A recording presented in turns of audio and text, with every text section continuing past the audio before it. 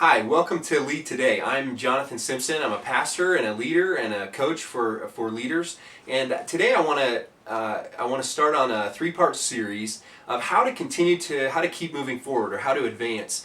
As a leader, we face situations that can sometimes be daunting and challenging, and oftentimes can stop us as leaders and stop our organizations. And so I want to encourage you today with the first part of a three-part series on how to keep advancing. The first aspect or first principle in continuing to advance is to accept the reality of your situation. And I have a process that I go through to really see my situation, and then I work to accept it. The thing that I do first of all is I look at the good aspects of my situation. And so I want to encourage you that regardless of your situation, regardless of what you're facing as a leader, there are good aspects. There are good things that are going on, and I want you to really be able to see those. Some of us are pessimists and we may not look at the good things or see those right off. And so taking a minute and just writing down, making a list of the good things that you have going on in your context can help you really get a handle on that and to see it. The good stuff that you're actually facing. So the second thing that I do then is I look at the bad stuff. I tend to be more of an optimist, and sometimes I just look right over the bad things. I ignore them. I don't want to face them. I don't want to deal with them. I have this vision of the future, and it's good, and so I just want to think about that. But what that can do is it can stop me from dealing with the bad stuff.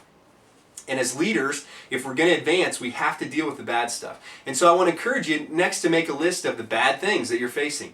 And lastly, I look at the ugly stuff. There are some, in any context, in any situation, there are just ugly things about it. And so I want to encourage you, thirdly, just to look at the ugly stuff. So once you have that list, then you can begin to see the reality of your situation, and that's the first step. As we look at the scriptures, we see a leader named Joshua who as he led God's people into the promised land, he had faith, first of all, that God was going to lead him there. As a leader, you have a vision of the future, and if you're a God-fearing leader, you believe that God's giving you that vision and that he's going to lead you into the future. And that's good, and it's important.